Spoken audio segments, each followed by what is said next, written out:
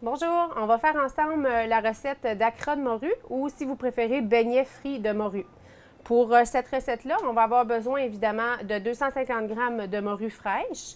On va avoir besoin également d'ail haché finement, d'oignons verts ciselés, de jus de citron, de 2 jaunes d'œufs et des blancs qu'on aura séparés également et sel et poivre qu'on va avoir à mélanger dans farine et poudre à pâte pour faire notre pâte.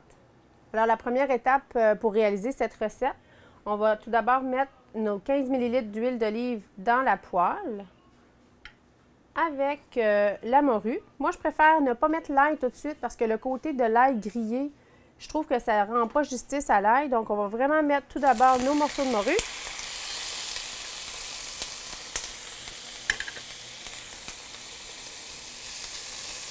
On peut mélanger, on n'a pas nécessairement besoin d'avoir un côté grillé à la morue. C'est pas comme des morceaux de poulet qu'on voudrait vraiment avoir une belle dorure. On veut vraiment juste s'assurer qu'ils soient déjà cuits avant qu'on les mette dans la pâte. Donc, vous pouvez mélanger sans problème. Baissez votre feu à médium. On ne mélangera pas trop quand même parce que la morue, c'est floconneux pour être certain qu'on ne défasse pas nos cubes. Si vous aimez le côté de l'ail grillé, par exemple, vous auriez très bien pu le mettre en même temps. Moi, personnellement, ce n'est pas quelque chose que j'apprécie. On aurait même pu le mettre cru dans la préparation. Mais à ce moment-ci, je trouve que ça se prête bien. Ça peut prendre environ 5 minutes maximum pour que les morceaux soient bien cuits. C'est quand même un poisson qui cuit rapidement, donc avec la chaleur qui se diffuse comme ça, on pourrait même mettre un couvercle, fermer le rond complètement, puis ça ferait comme un peu si on les faisait pocher. Mais parce qu'on veut le petit côté de l'huile d'olive, on veut vraiment continuer la cuisson sans eau, par exemple. Donc là, j'ai fermé le feu concernant nos morceaux de morue. Je les laisse cuire tranquillement, il n'y a pas de problème. Ça ne peut pas trop cuire parce qu'évidemment, ça va frire de toute façon. Je viens ici préparer ma pâte parce qu'on n'oublie pas que c'est un beignet, donc c'est sûr qu'il y a une pâte pour enrober le tout. On a besoin des 2 jaunes d'œufs. On aurait pu mélanger les œufs entiers, mais moi, j'aime bien monter mes blancs en neige pour venir donner quelque chose de plus fluffy ou plus aérien à ce petit beignet-là. On met le jus de citron à nos jaunes, puis les oignons verts. Si vous n'aimez pas les oignons, vous auriez très bien pu mettre encore là, par exemple, des petits morceaux en fait, du persil haché ou des petits morceaux de capre. Ça aurait été très bien. Même les cornichons frits, c'est excellent. Ça aurait très bien pu faire. Donc, à cette étape-ci, ce qu'on est en train de faire, c'est préparer notre base pour notre pâte, notre base liquide. Ça peut sembler pas vraiment liquide, mais c'est qu'on a gardé nos blancs d'œufs qu'on a montés en neige et c'est ceux-ci qui vont venir vraiment humecter la pâte comme il faut. Donc là, c'est les épices. On y va plus traditionnel, sel et poivre, donc plus aromate qu'épices. Vous auriez vraiment pu ajouter ce que vous aimez avec la morue, donc de l'aneth, ça serait très très bon. Que moi, je les sers avec une sauce tartare dans laquelle je mets cornichons, capre et aneth dans de la crème sûre. Mais vous auriez très bien pu en mettre dans cette préparation-ci. Mais n'oubliez pas ce que je vous dis concernant les cornichons. C'est très très bon frit, ça a l'air de rien, mais ça fait vraiment quelque chose d'intéressant. Ça pourrait bien vous surprendre. Alors là, je mets la farine. Ici, j'ai une tasse.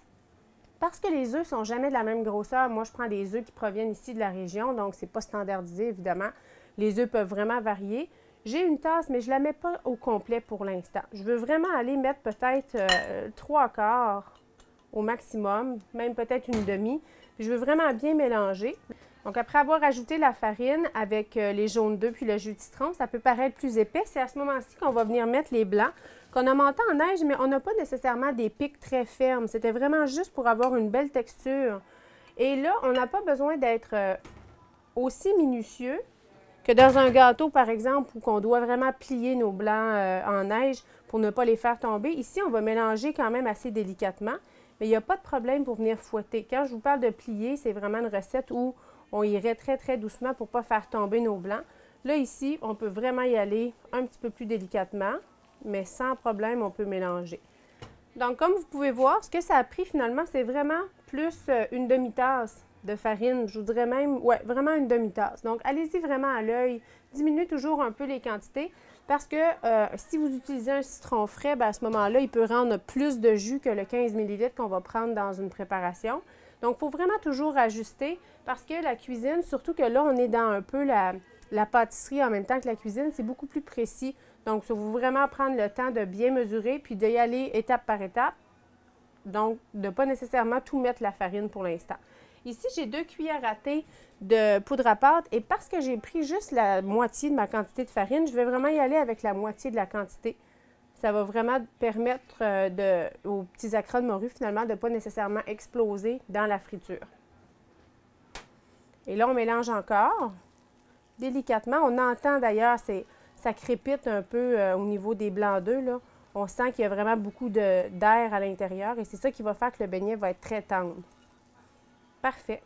À cette étape-ci, tout ce qui nous reste à faire, c'est enrouler un morceau de morue à l'intérieur de cette pâte-là et de la mettre à frire. On a encore choisi, dans ce cas-ci, de l'huile de pépins de raisin, mais ça pourrait bien être de l'huile d'arachide si vous voulez, il n'y a pas de problème. Mais au niveau des allergies, aujourd'hui, on a choisi l'huile de pépins de raisin qui a un bon point de fumée qu'on peut très bien chauffer.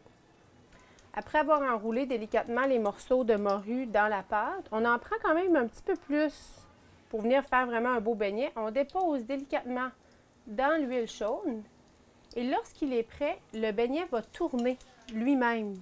Donc là, on voit vraiment que la première face à cuire, évidemment, c'est le dessous. Et lorsqu'il est prêt, il va tourner. Donc à ce moment-là, vous pouvez le laisser un peu plus longtemps. C'est vous qui allez décider de la dorure que vous désirez.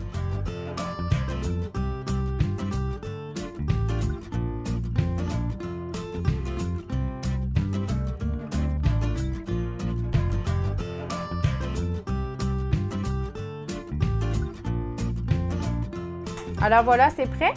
Bon appétit!